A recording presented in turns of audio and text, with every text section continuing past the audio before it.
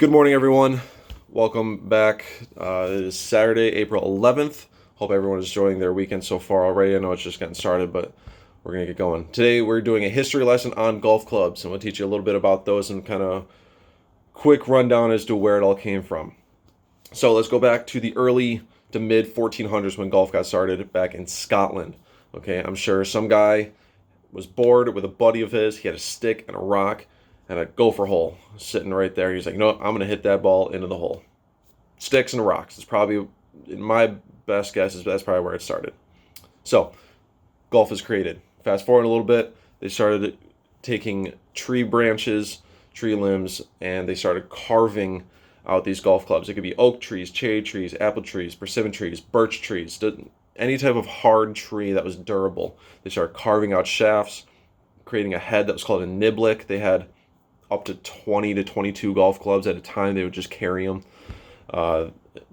They had leather grips on them from either cow, pig, or sheep, whatever it was. And that's kind of how this all started getting around. So, fast forward a few more years. Let's go to the mid 1800s, late 1800s or so. The putters and the irons, we started creating metal heads out of a forged steel process. It's basically taking a chunk of steel and pressing it and pressing it and pressing it into the shape you want. Okay. Hold on. This is a more modern club. This was a custom-made piece by a company probably not that long ago, honestly, but this is a good representation of what the putters used to look like. Golf clubs used to look like this too. Irons and drivers used to all look like this. This is a niblick, wooden head, all right, little steel plate at the bottom there to protect it. All right, this is a putter, wooden shaft, but it's kind of an idea as to what that will actually look like. So, back to what I was saying. Mid to late 1800s, we started getting golf clubs with metal heads on them. This is actually my own personal club given to me by my grandfather. I believe it was his father's. But this is a putter. Okay, so we have metal heads, wooden shaft, and a leather grip. Okay, if you look closely on there, it's hand stamped. They took a hammer and a needle and just punched a bunch of holes in it. But that's a putter. This was actually built, I did some research back in 1911. Okay, this is the oldest club I personally own. So, there you go. Hand forged. Right around the same time, early 19 teens, maybe 1920, we had this is more of a wedge. This actually says niblick right on it.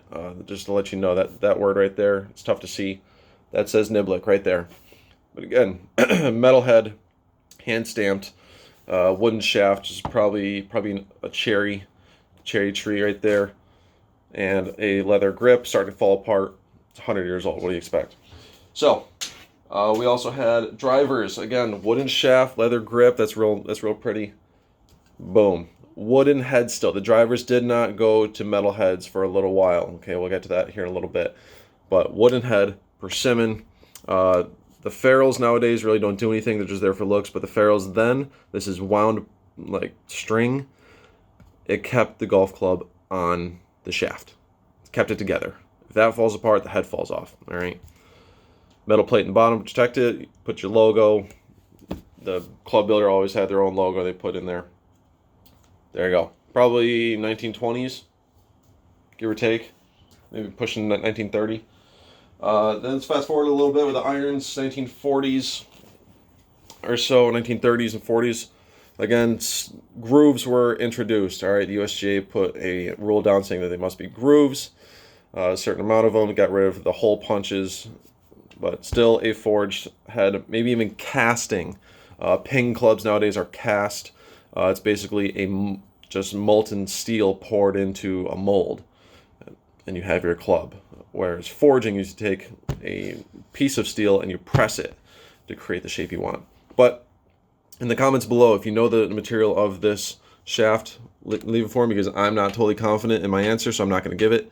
But it is not wood. It's not, I don't believe, it might be steel with a wrapping around it, make it look like it's wood, but if you know the exact material, post in the comments below so that we all know. But we're looking about 1940s or so, maybe even pushing 1950s with this club. All right, fast forward a few years. No, actually, no, let's stay right there. Drivers. So, steel shafts were introduced. Okay, steel shafts were introduced. They're more durable. faster swing speeds. The golf swing got a little bit steeper as time goes on. We'll talk about that in another video. So steel shafts were introduced in the drivers, but still had a wooden head. You ever heard the term hit that one right on the screws? That's why. Screws right there. Steel plate in the bottom. This is McGregor, real pretty club. This one was donated to us. Just having to hold on to it because it's in really good shape. I have hit it. Man, it feels good. It sounds weird, but steel shafts were introduced. That we're talking 1950s, 60s, 70s, early 80s, where this kind of club was used. Your Ben Hogans, your Arnold Palmer, your Jack Nicklaus, your Byron Nelson, probably a little too old actually. Tom Kite, Tom Watson, they all grew up playing stuff like this. Okay. Anybody that's on the Champions Tour right now definitely played on the PGA Tour with these. Okay. So, fast forward a little bit. Graphite shafts were introduced. My golf clubs are falling. Give me a second here. I'm going to let these fall. All right.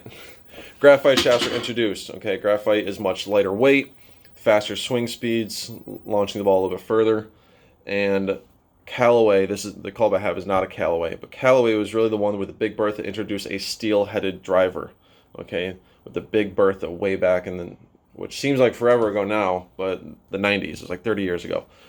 This is a Wilson, but a steel-headed driver was the evolution, the next step into modern golf is what we see. The ball launched off the titanium face, took off forever. Okay, so rubber grips, much better, more durable. Graphite shafts, lighter, more durable, can control the flex, faster swing speeds. Also with irons too, graphite shafts with irons, forging steel-headed stuff. You have cast iron as well, like Ping. Ping still does cast irons. But then you fast forward a couple more years, really not that far, 5-10 years to today. You have your big-headed driver. Hollow. Not so much titanium faces anymore. You don't see those a whole lot. You see more carbon crowns, forged steel faces, adjustable hosels and whatnot, adjustable weights. This ball will launch. Okay, so technology has really taken this game through the roof, allowing for big forgiveness, high swing speeds, high ball flight. The ball will go forever as long as you have a sound swing. Just because the golf club has evolved to what it is today does not mean that the golfer doesn't have to have a sound swing. You have to have some abilities. The USGA, the R&A, and the PGA have put restrictions on golf club technology for that reason. You have to keep the integrity of the golfer's talent still. You have all the technology you want in this as long as it still allows a golfer to put some talent and some skill behind it. So, there you go, guys.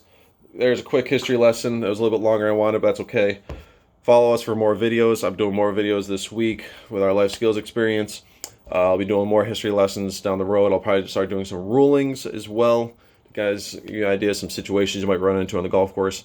Follow us on TikTok at First Tee Low Country. Follow us on Instagram, TFT Low Country. Follow us on Facebook.